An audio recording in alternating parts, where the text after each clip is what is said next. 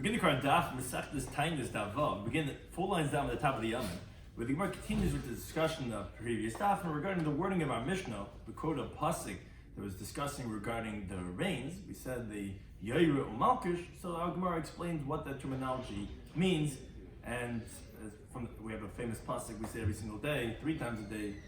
Also shiur umalkish. Shiur corresponds to Bekalzik and Cheskel Taanis Daf. Joining us today's Daf. Some of the things we're discussing today's Daf are what's meant by shiur umalkish as it relates to the rainfall season. When does the curse of Ba'atzar, which is also there in Kriya Shema, is applied, and then fasting is required.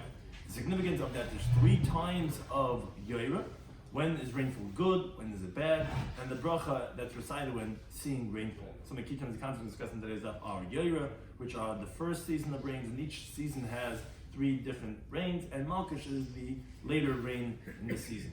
Matnasanim, which are the gifts of the poor, some of them being leket, which are the gleans, the stalks that fall down. Shikha is the bundles that are forgotten. Pay is according to the us we left for them. We have parrot and oilis, which are regarding that of grapes, and olives, which is when you have one of those single ones that fall down, and if you have a cluster that's not fully developed. So we begin the Vav, full length down at the top of the Yomim. It's time when we learn the Brisa.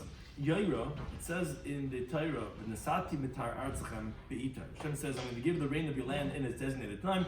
Yaira umalkish is obviously a very well-known pasuk in Devar because it's part of Kriya Shema. Yaira umalkish. What is Yaira? So Yaira is the early rains, and Malkish is the late rains. But now the Gemara explains this Yaira, which are the first rains that come down in Marcheshvan, as we're going to explain later on. The Bible says, why is it called Yaira? So the Gemara brings 3 interpretations for the etymology of the word yair. The first interpretation, shemoire es habrias, because it instructs the people latir kagesein, to smear their roofs with a smear of tar, so that the rain shouldn't leak into the house. And ulahachnas is peresin, to bring in their produce which they left out in the fields to dry up until now. Valas is kotzaken, and to do whatever else they need to do to prepare themselves for the winter months. That is why it's called yair. A second interpretation of Acher is shemerava. The word yair also has the same words over there of Reish Vav Hey, that it saturates, that's ha'aretz, the land. Umashka adat, and it waters it till the depths. And that's what the first rain does. Like says the pasuk in Tillim. Tilomeha rave. Her furrows you saturate, meaning it's talking to Hashem that when you saturate the furrows that are plowed of Eretz Yisrael, nachas gidudeha. So it's pleasure for the people. That's a simple understanding of the pasuk. Shortly, the Gemara is going to give later on the Gemara is going to give us the midrashic interpretation of what it means. But avivim to make again, you soften it with showers. Simcha tevarech, you bless its sprouts. Okay, but you see that rave is what's done with the first rains, with the avivim, with the showers. That you see that could be why it's called yair. The third interpretation is yair is because she yaired benachas. This first rain, it comes down calmly, gently. It doesn't come down with a fury. Where do you see that in the word yaira? So Rashi explains either 2 or 3 interpretations, but 2 primarily is that yaira is like a person that he's moira to his students benachas. He instructs his students. That's the word yaira. A mora teaches his students calmly, gently. Because it says a pasuk in Kel is divri chacham benachas nishma, and the words of the sages are heard with calm, with gentle. So if you're a mora, if you're a yaira, it means gently. Or another interpretation from actually arrow is yaira. You shoot an arrow, that's from the word chetz yaira, an arrow goes straight. It doesn't veer to either side. That is exactly what it means. It's going straight, and it's not coming with a furious storm. That's where you see that it's the concept of gentle. Now, that's the third interpretation. Or says the right, so the yaira, maybe yaira is not a good thing. Maybe yaira is actually a detrimental thing. Because it actually tears out the produce that's still on the tree. Now, which produce is still on the tree now in the beginning of the winter? For example, esrogim, which stay from year to year, or pomegranates, or the figs that are still the end of the season. So maybe that's what the rain does. It tears off the produce. Umashtif esedram, and it floods the grains. Umashtif esedlanis, and it floods the trees. In other words, what the Bryce is trying to say is, up until now, you were giving me 3 different interpretations that yair is a blessing. Maybe yair is a terminology of a curse. Where do you see it in the word yair? So Rashi quotes like a pasuk in Shemos Yates. Yara yara when they were by Har Sinai, they're going to touch the mountain, they're going to throw you off the cliff. It breaks things. So maybe it's talking about breaking. Or actually Rashi says, no, maybe it's the same terminology of a chet that's yer. When you shoot an arrow, it's like also terminology of shooting something, of breaking something. So, but the only problem is Rashi has to address is how do you translate that in the pasuk about Rabbi Shloimy? This is a pasuk of the Nesatim Ta'atzchem Be'ita Yera Malkish. Yera is in there in V'Hayim Shemaya Tishma'u Al Mitzvaysa. How can you say it as a negative?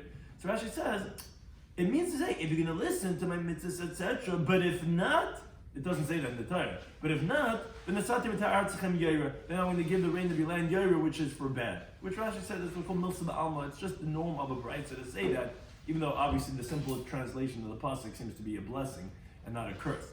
But Talmud Leimer, says the Rashi, no, you can't say Yaira is a curse. You know why?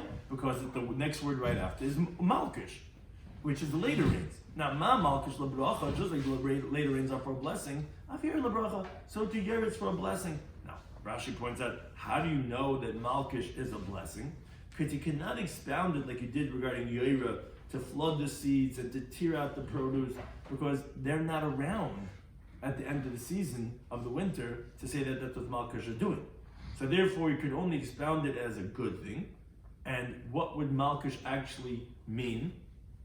So Rashi brings, Malkish would mean, in this context, Malkish is two words. There's the rain that comes down on the melilois, which are the ears of grain, that's Mal, and it comes down Koish on the stalks, which are the kashin. And also it would mean, it's Memale, it fills up the grain, bikasheha, in its stalks. So Malkish is only good. So just like Malkish is good, so too Yaira is good. Says the Brisa, no, and then Malkish, maybe Malkish is also bad. Now, it's not the same bads as you said by Yaira, which places as a question, why can you see different things? But it's like Rashi says, it's definitely not like the destroying the fruits, because it's not around later in the season, but I can tell you that it is bad.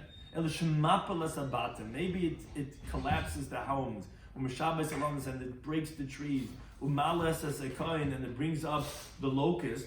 So Rashi explains in this context, Malkish would be translated as a bad thing. You know why? Because Malkish would be, Mal is like a bris milah, like cutting. It would cut, and it would be kasha, and hard. So it would cut the homes and the trees, because it would make it fall and break, and be kasha, the food would be harsh for the grain, because it brings up the locust. And what do you do with the fact of the bracha, the pasuk, that it sounds like when the sati mitar artzach bita yedem is a good thing? So says Rashi, yeah, because it has so much furious rain, the storms, it fills up the pits with water. That would be the blessing, but it's still a curse. It's still heavy and harsh. So how do I know? Maybe Malkish is bad. No, it says Yair. And my Yair lebracha, just like Yair is for a blessing, of Malkish lebracha, so too is Malkish for a blessing. Now, Yair gufim no. How do you know that Yair itself is a good thing? So and that says the Gemara, it says a pasuk in Yoel, which we wrote that in our Mishnah. Ubnei Tzion, and the sons of Tzion, Gilu b'simchu b'Hashem lekechem, rejoice and be happy, be glad in Hashem your God. Kinas lechem es a moira l'tzedakah, because He gave you the moira, the early rains, as charity. So obviously, Rashi says that Yair must be a good thing because it's charity. The Yair lechem geshem, He brings down rain for you. Moira malkish berishin. This was the source that the pasuk that we had, that we still daven b'sein talamot to lebracha throughout Nisan, according to that opinion, because you see that they had Yair malkish in the first month, meaning in Nisan. You see, you would still ask for it because it's still a good thing. But one thing you see is that Yair is a good thing because it's considered tzedakah. And if Yair is a good thing, then malkish is a good thing, and that's how we know to translate. That's what Yair means. That it means all these good interpretations, because originally the Rebbe wants to say malkish is good, because how do you know malkish is good? Because Yair is good. So it ends up being that we know Yair is good, and that's how we know to interpret it. One of those three ways of interpretation, as either instructing or saturating or gentle. Now, Tana, when the Brisa continued related discussion regarding this Yair and malkish, says the Tana, Yair b'macheshvan and malkish b'nisan. The early rains of the season that start off the winter are in Macheshvan. The Malkish and the last rains are B'nisan. Says the Brisa, do you really say that? That the early rains are in Cheshvan and the late ones are in Nisan? Maybe it's actually a month before you say it. Maybe it's not in Cheshvan. Maybe the early rains are in Tishrei. And maybe Malkish Be'ir, maybe Malkish is actually a month after you say, not in Nisan, but a month later in Ir, which as Rashi explains, that you could still call it Malkish in Ir, because there's still Melilos and Kashin. There's still ears and the stalks are still around in Ir. So it could still be applicable to have those late rains still sprinkle onto those produce. Tamalema Be'ita says the Tana, no, you can't say that because it says Yer Malkish Be'ita in its designated time. What does that mean? That means Yer and Cheshvan and Malkish and Nisan, because that's the time that is most appropriate, as the Gemara is going to explain later on, that the first rains come down in Cheshvan, because that's when it's appropriate for it. So if it's saying Be'ita, we know it's in Cheshvan and in Nisan. Now we explained that of Yer. Now explains the Gemara, what's the source of the word Malkish, which we have mentioned already in the past from Rashi. What's the translation of the word Malkish? So Amr ibn Eloi bar Idya b'Shmuel. First interpretation, he says, it's Davar, and here it's actually different than anything we said up until now. It's related to the word Mal, but the second half is different. Davar shemal kashesein shel Yisrael. It's something that circumcises, if you would say it that way, the harshness of the Jewish people. How so? Like Rashi explains, when that rain of Malkush doesn't come down, then the Jewish people repent and they fast and they do righteous acts. So the Malkush, this rain, is significant that it's Mal, it circumcises, it cuts away the hardness of the Jewish people. Second interpretation, the very Bishmoltan and the Yeshiva Bishmol they taught, it's Davar Shemamale Tavua Bekashel. It's the rain that fills up the grain in its stalks. I mean, it's already has grown throughout the winter, but the later rains fills it up. It makes it a fullness. So therefore, it's called Malkush. But Masnita in the Bryce will have the third interpretation. It's Davar Sheyorid al HaMalilos. It's something that comes down on the Malilos, which the Malilos are the heads of the ears, where a person rolls with his hand, like it says in the Devarim Chav Gimel, that you're going to roll the Malilos in your hand. So it's something that comes down on the Malilos, Alakashin, and on the stalks. That's what this Malkish is, because those two are present at the end of the season. Now, continuing on this theme that we just mentioned before regarding when should these early and late rains be, Tarma in the Brisa. Yer b'macheshvan, as we said before of the previous Tana, Umalkish ben Nisan, same as the previous Tana. It says the Tana at the Oime Yer b'macheshvan. Do you really say Yer is a macheshvan? Or in Ela b'chidish Kislev? So the previous Tana had entertained to say that it's not in Cheshvan, it's a month early in Tishrei. This time is entertained to say, no, maybe it's not in Cheshvan, maybe it's a month later in Kislev. No, it says Be'ita Yer Malkish, and its designated time will be the early rains and the late rains. Ma Malkish Be'ita, just like we know the late rains are in this designated time, Av Yer Be'ita, so too the later rains, so too the early rains are also in this designated time, because as the parentheses explains, Kimut Shiyatze Nisan V'Yer Gushan, because if Nisan would pass and rain would come down, Enesim and Bracha, that would not be a sign of a blessing. Because Malkish that comes down on the Malilas and the Kashin, that's by Nisan when you have Kashin and Malilas. So just like we know that Malkish is in its designated time, which is when it's appropriate, which is in Nisan, because after that we know it's not a sign of a blessing. So to Yaira must be when it's appropriate, which is in Cheshvan, not a month later in Kislev. But Tanya will learn another brayso that says Yer b'macheshvan Malkish b'Nisan. The Again, is just like the same two Tanoim we just brought. Like the first ones are Cheshvan, the last ones are Nisan. But Chamaim, they actually say Yer b'Kislev. Actually, the Yaira, the first ones, are actually in Kislev. It says who are these Chachamim that hold the first rains are in Kislev? When Rabbi says Rabbi Yisi, it's kind of like learn a brayso. So there are three reviyos, as the Gemara is going to explain later on what the purpose of this. But in every season, there's an early Yair and there's Malkish. In each one of them, there's three different times of rain happening, which each one is called Reviyah, which we'll explain later on what the word Reviyah means. But what's the first Reviyah? So it's a machlekes, three-way machlekes regarding what is the first season, the first rain of the first season. Habachira, the first one is B'shleish B'Cheshvan, is the third of Cheshvan. Bain is the middle one is B'Shiva is the seventh of Cheshvan, and the late one is B'Shiva Asabai is by the 17th of Cheshvan. That's the Remit. Yudami says a little bit later, says the first one is B'Shiva, 7th of Cheshvan. The second one is B'Yudzayin, is 17th of Cheshvan, and the rest of B'Shleisha, and the third one is the 23rd of Cheshvan, which again, all these three are called Yair, they're all from the first season. He says, and he's the one that was saying are these Chachamim who hold that Yair is in Kislev. He says a little bit later. He said Yud Zayin, it starts in the 17th of Cheshvan. The middle one is the 23rd, and the third one is Uberish Chedesh Kislev. So you see, Yair is in Kislev. And he said a related halacha to this idea that the individuals, they don't fast until it reaches to Rish Chedesh Kislev. Because the Gemara is going to shortly tell us that the significance of the third Revi'ah, which is the individual reign of this first season, has significance for fasting. Where if the third Revi'ah came and there was no rain yet, then the Yechidim, that since the third Revi'ah is by Rish Chodesh, the individuals shouldn't fast only from the third one on. Who are the Yechidim? Those are the Hasidim, where the Mishnah tells us later on, Daf Yomi and Aleph, that when it reached the 17th of Cheshvan, it didn't rain, the Yechidim, the individuals, they started fasting. Because from then on, it's already the last of the Revi'ahs, because that Mishnah is going according to a mayor, because Tamas Nitra man. He holds the third one is the 17th of Cheshvan. But the same thing would apply to Rabbi Yossi, that Yechidim would not fast until Rish Chodesh Kislev, because that's the Revi'ah Fela, that's the last of the reigns of the Yair. Now, who is that like that says that there's still Yair in Kislev? That's like the Chacham who say Yair is in Kislev, which all the other Tanam had said, like Rameir said that Yair was in Cheshvan. He says no, it goes even to Kislev. And Amr Chizr says, Halacha is Rabbi Yossi, Halacha follows like Rabbi Yossi. Now there are Rashi's Magia, Rashi edits here and later on. It shouldn't say Halacha like Rabbi Yossi, it should say Halacha like Rabbi Yehuda.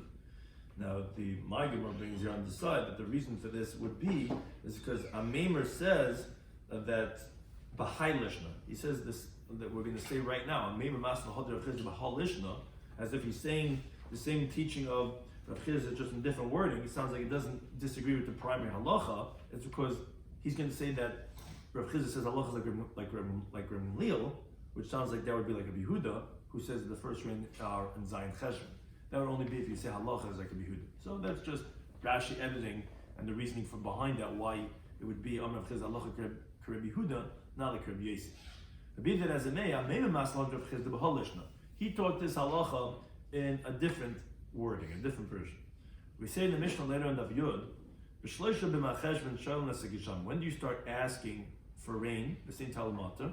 So the Tanakh says on the 3rd of Cheshvan you start asking for rain. And Lemi says B'Shivah on the 7th of Cheshvan. On that and Rav Chizda, he says halacha Lil, halacha Lil. That what? That you don't start asking until Zayin Cheshvan. That's why it makes sense.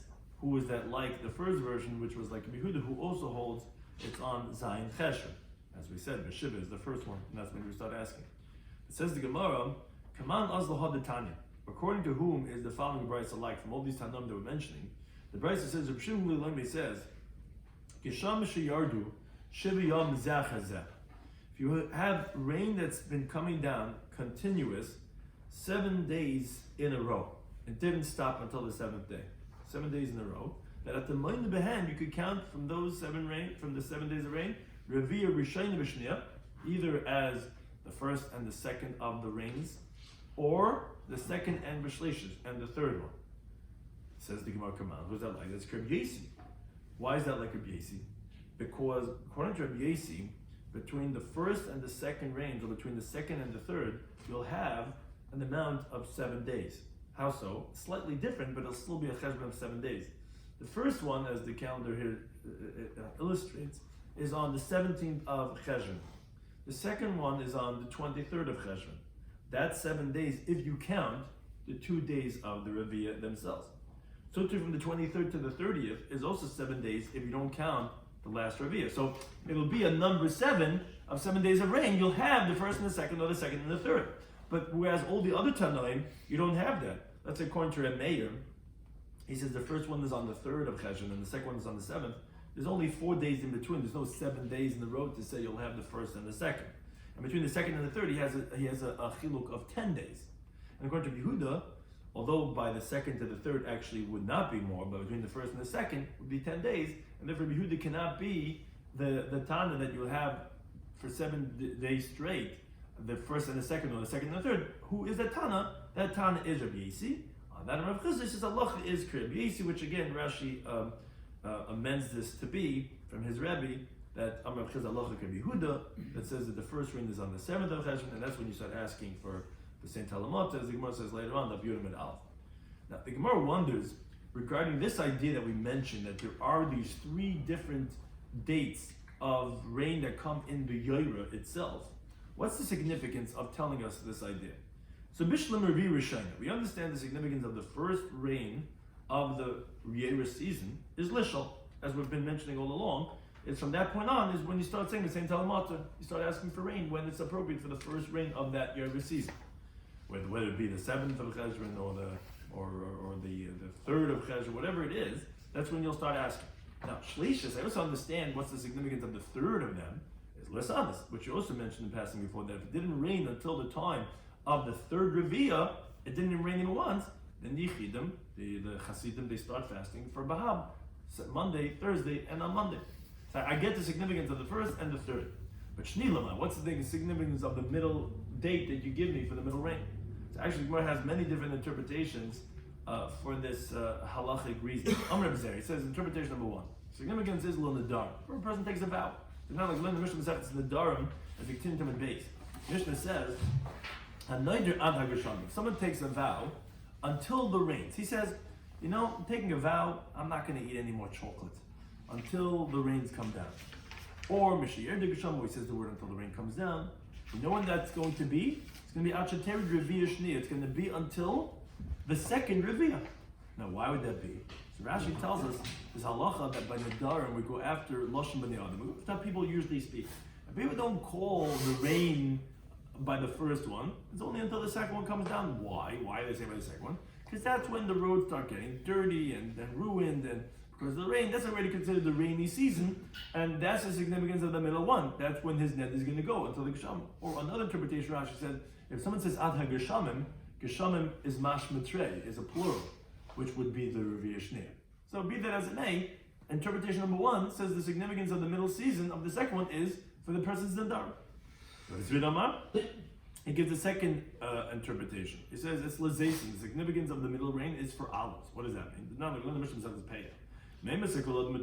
From when is every person, even a wealthy person who's not allowed to take matzanim, when is he allowed to take beleket, which are the stalks that fell down, b'shikha, which are the bundles that you forgot, ubepeyo, or is by the corners of the field where you're really supposed to leave it only for the poor? Everyone can come and take it. It's already considered hefker. When does that apply? That's mishayelcha hanemushas. That's when the nemushas, which the word nemushas come from the word like mamashmish, that they feel everything, that they touch everything. From when the nemushas already left from the field. Why? Because from that point on, even the paupers already gave up hope of getting anything, because they know whatever leket shikha there was over there, these nemushas, we're going to shortly explain what that is, they already took it, they zelted Eden, and there's nothing left anymore. There's no point in coming, checking out the coffee room, there's nothing more over there, it's all gone. So then, since it's already hefkedah, they already gave up, so even the wealthy can come and take it. Now, the parrot, regarding which is similar to leket, just it's regarding to like grapes and olives, regarding the single grape that falls down, the oilus, or these unfinished clusters which you have to leave for the poor. When is that permitted even for the wealthy? That's mishiyel chanim bekerem b'yavoy. That's if the paupers came once in the vineyard and they came a second time. Now, if they're really doing a second run already over here, then all the other people, they gave up hope of getting anything. There's nothing left anymore, and then everyone's allowed to take from it. Now, the main thing we want from this mission is this next one. The Zaysim.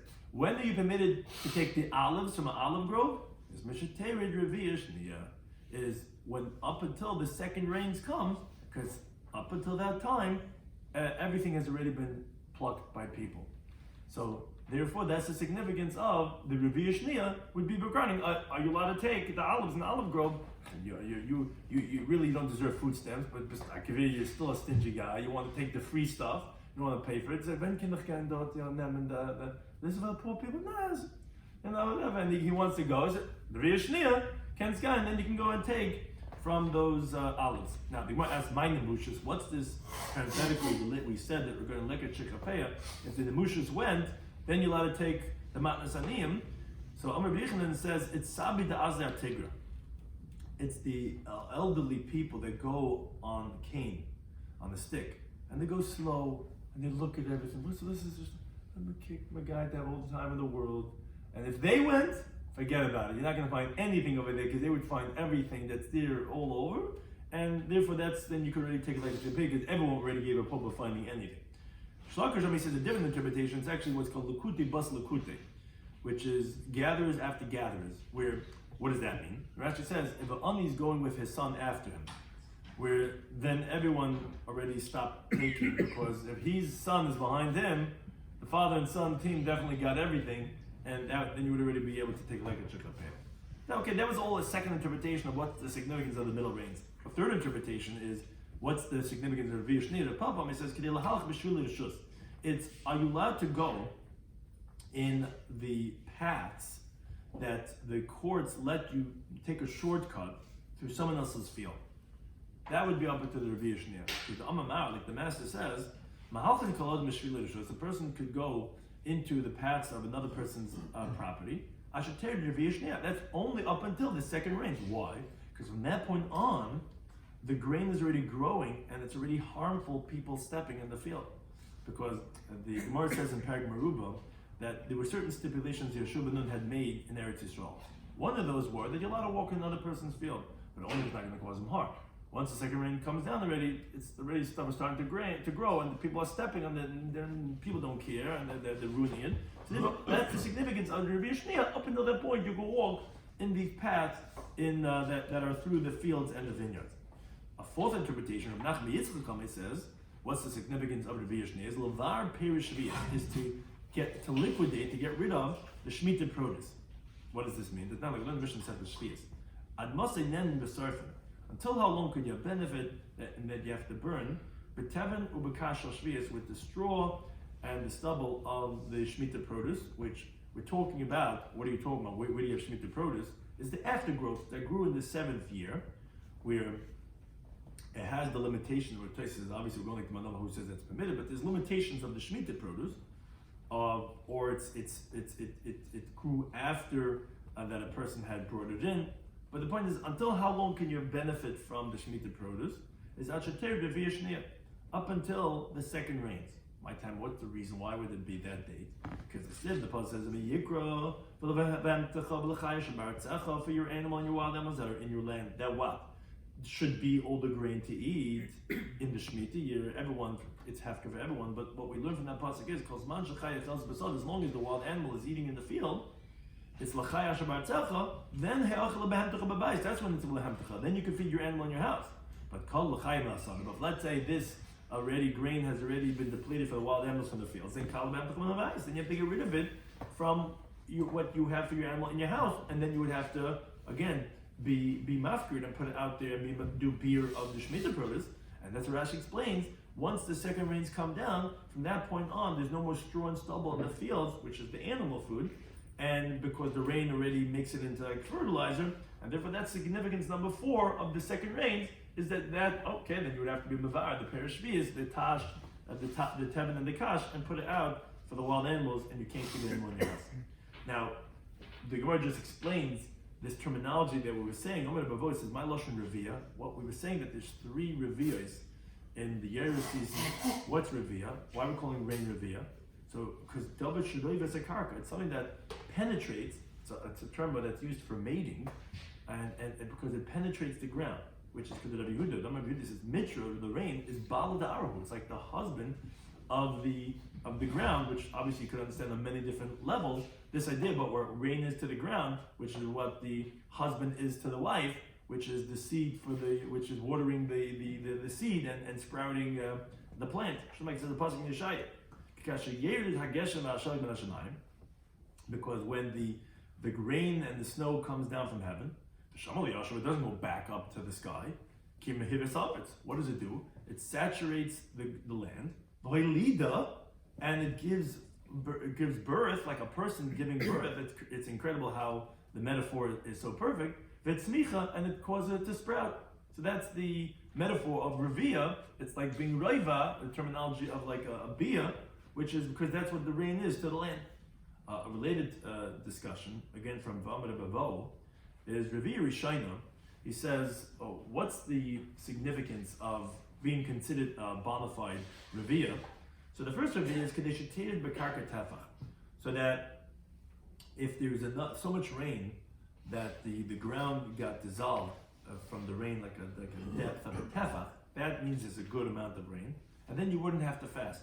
Shni, what's considered a significant amount of rain in the second review is is that there's so much water until it got so muddy that you could make a cover of a barrel without adding any water. That means to say there was a nice amount of water. And Rav Chizdi says, that if you have that amount of rain that it's enough to go ahead and you could form a cover for a barrel, that therefore would not qualify for the curse of Ba'atzas HaShemayim. We say in Shema, Ba'atzas HaShemayim, if you're not going to listen, Hashem is going to close the heavens. So if you're having that amount of rain, obviously that's not Ba'atzah. Now another teaching from, now that we mentioned Rav Chizdi on this topic, Rav Chizdi says, regarding the rain that comes down before Va'atzah. Now what does it mean before Va'atzah? Rashi explains, meaning before this man of Kriyishma, which in Kriyishma we say Va'atzah HaShemayim.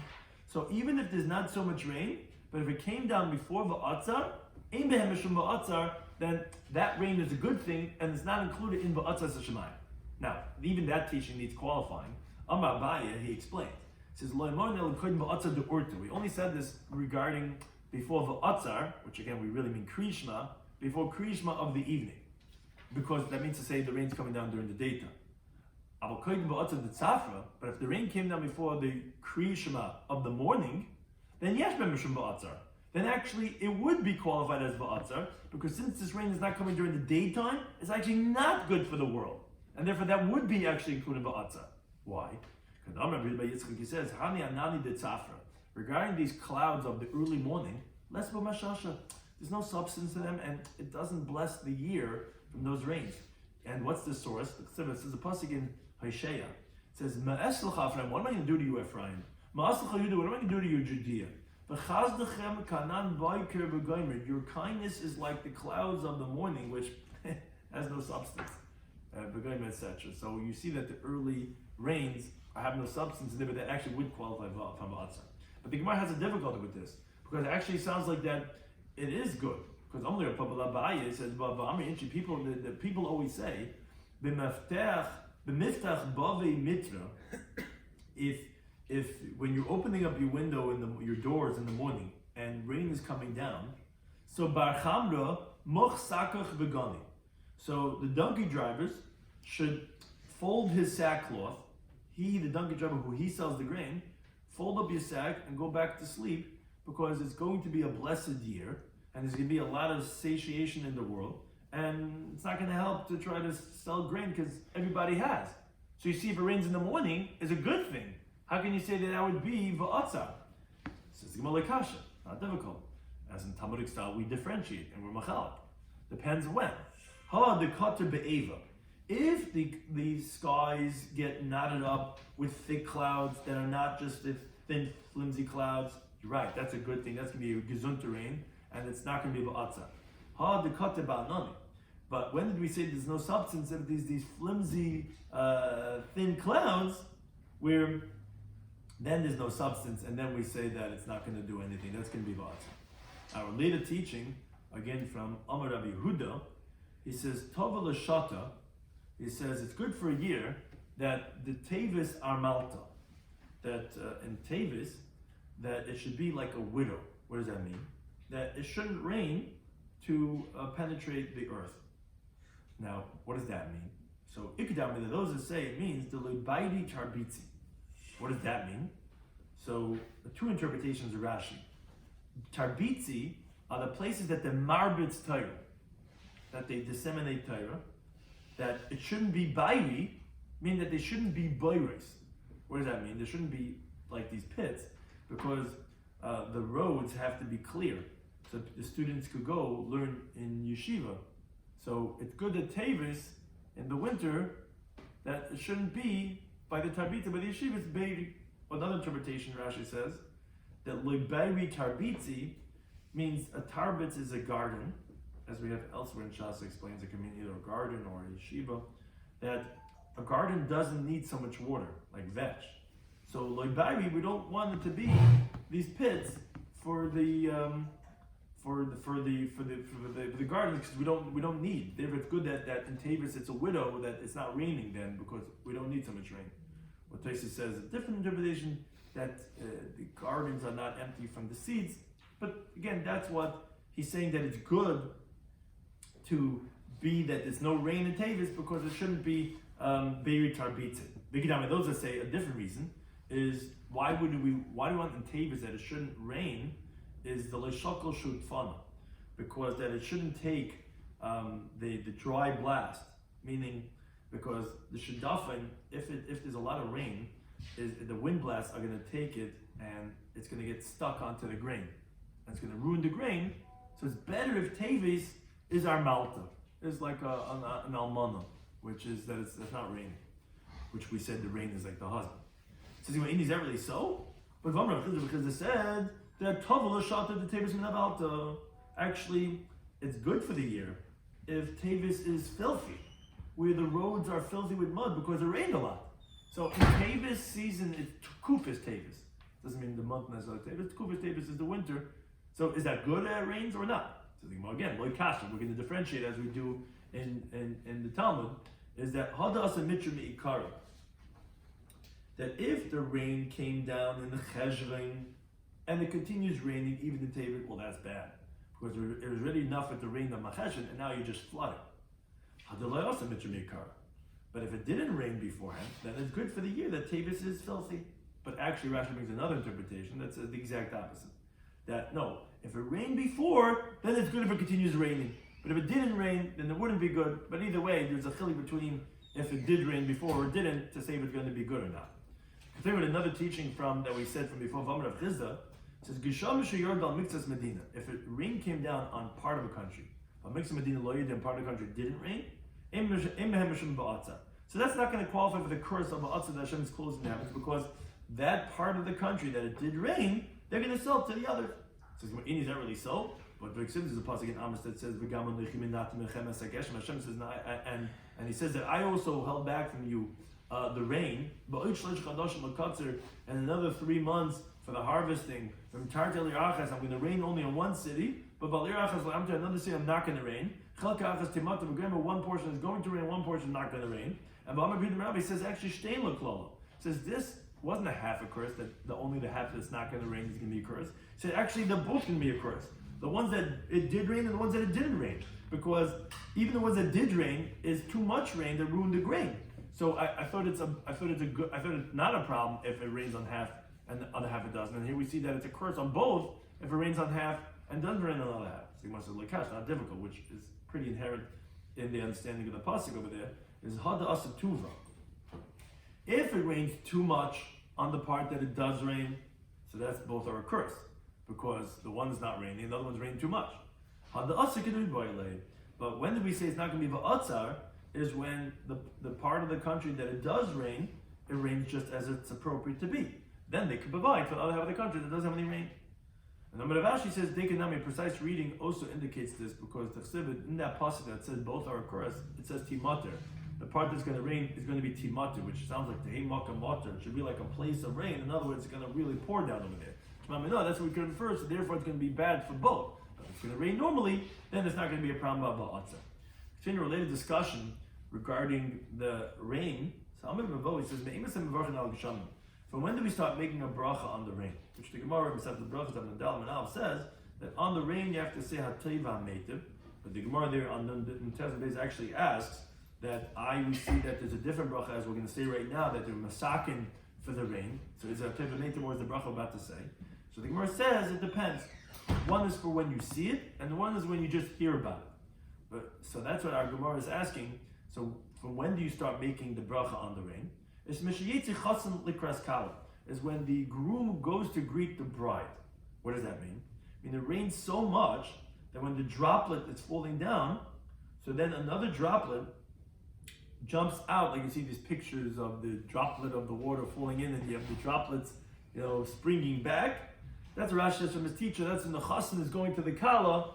That like the Svar of the man, right? They go out to greet the Kala. The Kala is coming down, and he goes to greet. That's like the Kala is coming and the Chasen's jumping out to greet the Kala. Or another interpretation Rashi says is that the markets are so filled with water that one street is coming with all its water, another street is flowing opposite it, and the chassan's coming to the kala. That's like she's coming and he's coming to greet her. That's how so much rain is coming down the streets. That's when you start saying, now, what is the bracha that we actually say by the rain? So Rabbi Yehuda Manavi says, we give thanks to you, Hashem our God, for every single drop that you bring down to us. Which would be beautiful. We appreciate every single drop. And he would conclude, which we know from Nishmas, if our mouth would be filled with song like the sea, and our tongues would sing like the multitude of the waves, etc., until we say, do not forsake us, Hashem our God, with your mercy, and don't leave us don't forsake us. Baruch roiv hadois, blessed are you with the abundance of praise, of thanksgiving. Says the Gemara, roiv hadois, what abundance of thanksgiving that you're calling to Hashem? Like kalai does, and not all the things. It sounds like that only roiv, but not all the things. So Rabbi disagrees. He says no. Amy, you should say that you should conclude Baruch atah Hashem Elokeinu melech haolam, kel hadois, the God of the things, which sounds like all the things. Now, Amar Papa, however, as he does many times in Shas, he says, Hilkach, therefore, as we think of Zayim and Alf, since we have this machlekes, Nemrinu l'tanayu, you should say both of them, Kel hadois, the God of the things, and B'roiv hadois, and the abundance of the things, which is Baruch atah B'roiv hadois. What does that mean? It doesn't mean like we thought in the beginning, that it meant just the majority and not all. No, roiv means b'marvis, like with the a multitude of things, and which sounds like the God of all the things. And as Rashi says, we say by Yishtabach the same thing also. Kemel gadol b'deshbachas, kel hadois. We say that again, the God of the things, so that we shouldn't have to say just the majority. Another teaching from Amar Bavel, he says, gadol yom hageshamim, which actually that will take us to all these other teachings on the next daf, but it's just another teaching from Bavel who we mentioned. The day of the rain is greater than the revival of the dead. Because the revival of the dead is for the righteous. But for the rain is both for the righteous and for the wicked. Which the Gemara points out, a plea to Rabbi Yosef. That's disagreeing with Rabbi Yosef, because Rabbi Yosef says that it's only like Tchias HaMesim, and it's not more than Tchias HaMesim, the Rabbi Vo was saying. Because Rabbi Yosef says, since the rain is the equivalent like Tchias HaMesim, and that's his words, he doesn't say it's greater than that. So kavu b'tchias HaMesim, therefore they established when do we ask for rain. We say b'sein talamatu in the second bracha of Shemitah in the bracha of Tchias HaMesim, because it gives life to a person that's with the grain that's growing inside from the rain. So hence, just like Tchias HaMesim that gives life to the dead, so too does the rain, and therefore we ask for b'sein talamatu in the second bracha of Shemitah, which is not like Rabbi Bo says greater than Tchias HaMesim. Thank you, Anita, for hosting us.